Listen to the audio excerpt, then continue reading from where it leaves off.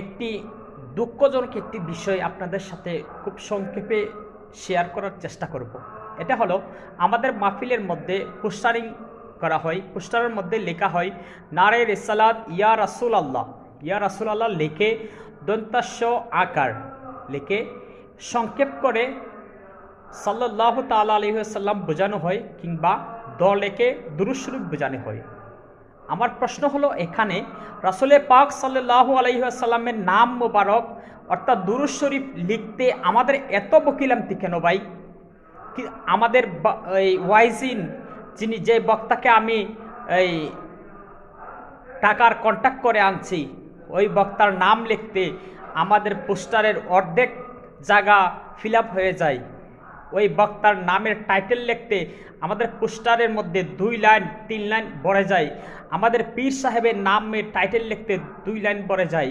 কিন্তু আমার রাসূলে পাক সাল্লাল্লাহু আলাইহি সাল্লামের নাম লিখতে, নাম মোবারক লিখতে, দুরূদ শরীফ লিখতে আমাদের এত বকিলামতি। আমি মুখে জাবানে বলি যে আমার নিজের জীবন থেকে, আমাদের পীর থেকে, আমাদের মা থেকে, বাবা থেকে আমার রাসূলকে বেশি ভালোবাসে, কিন্তু আপনার পোস্টারিংয়ে বোঝা যায় যে আপনি রাসূল থেকে আপনার বক্তাকে, আপনার পীরকে বেশি প্রাধান্য দিচ্ছেন। কারণ আপনার নবী পাকের নামকে আপনি খুব সংক্ষেপ করে অলসতার সাথে, কৃপণের সাথে লিখছেন, আর বক্তার নামকে 3 লাইন 2 লাইন পোস্টারিং করে লিখতেছেন। এটা কি রাসূলে পাক সাল্লাল্লাহু আলাইহি সাল্লামের শানে কি বিয়াদবিমূলক আচরণ কি হচ্ছে না? এটা কি রাসূলে পাকের শানে কি এটা বকিলামতি হচ্ছে না? এইভাবে কি আমরা চিন্তা করেছি?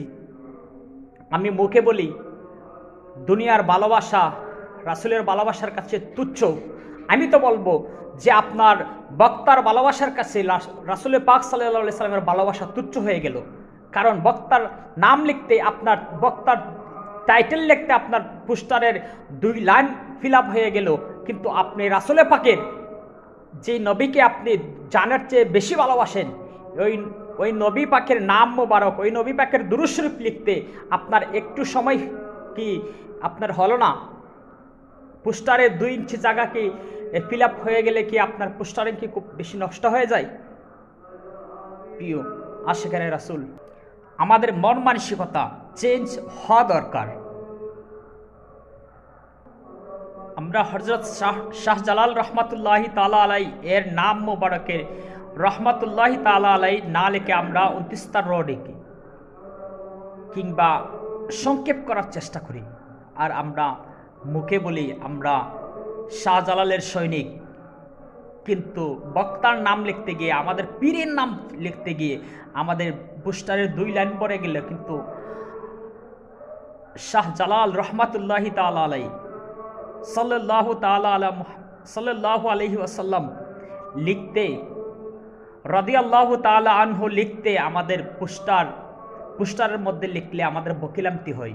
পুরোপুরি আমরা লিখতে পারি না, আমাদের পোস্টার ভরে যাবে, আমাদের পোস্টারিং নষ্ট হয়ে যাবে। মাশাআল্লাহ, এমন চিন্তা, এমন চেতনা আমাদের চেঞ্জ হওয়া দরকার ভাই। এটা তো রাসূলের শানে আপনি মহব্বত দেখাতে গিয়ে বকিলামতি প্রকাশ করতেছেন। আল্লাহ পাক সবাইকে সঠিক বুঝ দান করুক।